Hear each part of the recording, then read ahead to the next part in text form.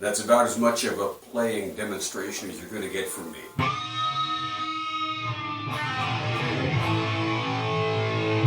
Hey everybody, it's just me again, Wayne, with the promised review of this here guitar, the Harley Benton Progressive Line SC-1000.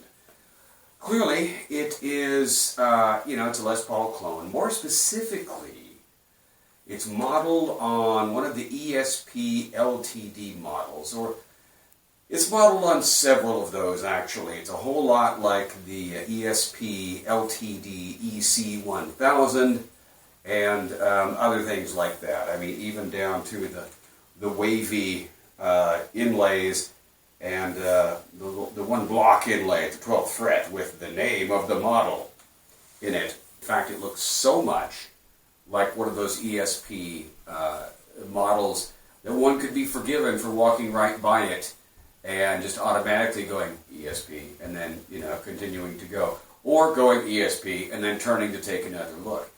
It's got 2 tones, 1 volume.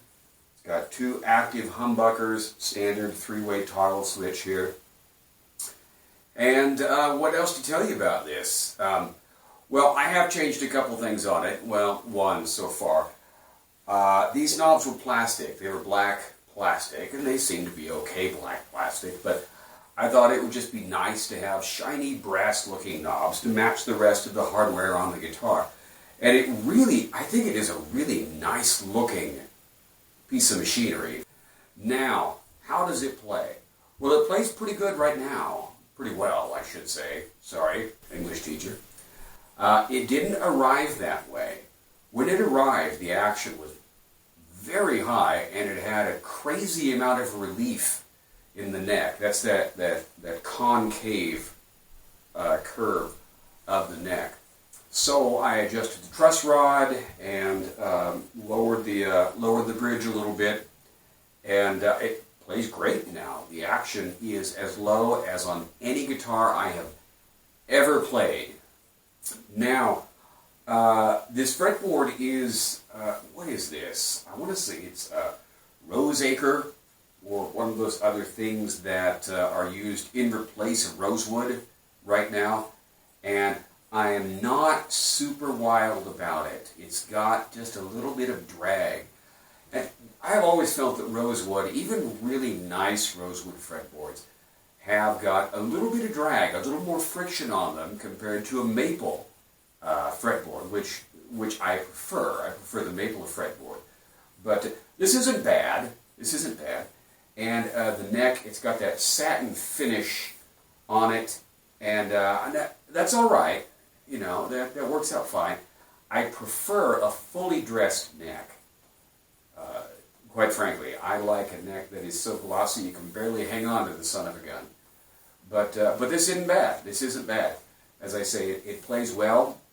Now, as far as the hardware goes, these are Harley Benton brand HBZ active humbuckers. I don't have the amplifier turned up high enough right now that you can hear it, I don't think. But, well, let's see. I don't know if you can hear that hiss in the background that is not there with passive humbuckers. Now, how do these compare to, say, EMGs or something? No idea. I've never played those, so I don't know. Maybe they're just as noisy. But I don't know. These, little noisy, not bad. Certainly nothing that's going to bother me jamming in my dining room here like I'm doing. Now, the tuners, they work. They're non-branded, and so far I've had no trouble with them. There are 2 or 3 other reviews on YouTube, maybe more than that, of this model of guitar. Nowhere near as many reviews as there are of the Harley Benton SC Custom 2. For some reason, people are just nuts about that guitar, or at least nuts about reviewing it.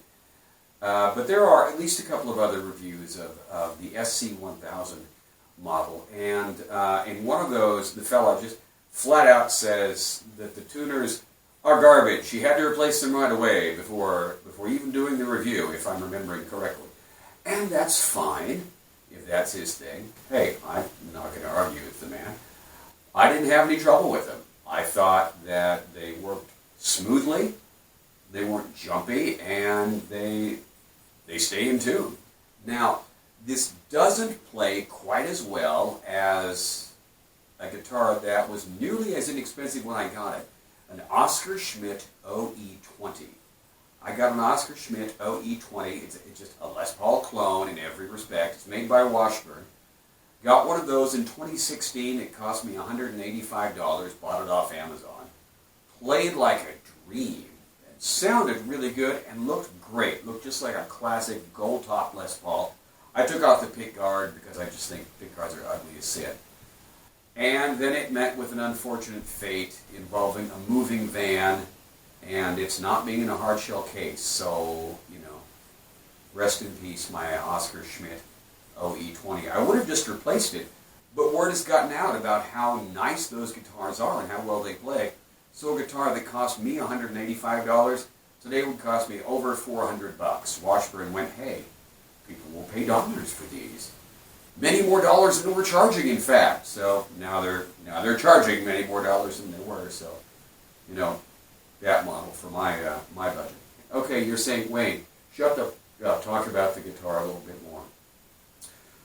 Not much else to say about it, honestly. One thing, check out the back here. I don't know if you can see this, but there's a cutaway there. And in the unboxing video, I went, oh, look at this nice cutaway. It lets you reach all 24 frets. No, it really doesn't, because look at that. That cutaway barely makes up for the incredible thickness of the neck, which leads right into the body. And you see, there's the 12th fret. The neck starts getting chunky before the end of the 13th fret space there. So I got this because it had 24 frets, and I really wanted 24 frets, and a Gibson scale length, 24.75 inches. I don't know what that is in millimeters. I suppose I should. And I was like, great, 24 frets and a Gibson scale length. But those upper frets are so freaking hard to get to that they might as well not be there, honestly. 21, maybe 22 is about as high as one can get, at least as high as I can get comfortably. So I've basically got a couple of wasted frets, but it looks cool having all those frets on there. Anyway, so that's what I got. This thing cost me, well, it cost my wife and my granddaughter, who together planned this as a birthday present for me. And altogether it cost, including shipping, around 228 American dollars. Somebody just handed me this and said, play it. Guess how much it cost? I wouldn't know. I'd say, I don't know, $400, $500, maybe a little more. No, 228. That's including shipping. I can't complain. And, the fact that I replaced the knobs, and I got some locking strap locks to put on here too, because you don't want your guitar to fall off and just break. The fact that I'm going to make changes to it right away, and it started, I think, shows that I plan on keeping this thing for a while. I don't get new gear very often, so when I do get it, I have to make it last. All right, everybody, thank you so much for watching.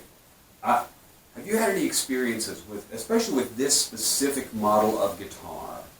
I'm wondering. Let me know what you think. I think that's a nice guitar, and for $220 some, including shipping, yeah, hell's bell. You really can't go wrong with that. Okay, I will shut up now. Thank you very much for watching, everybody. Talk to you soon.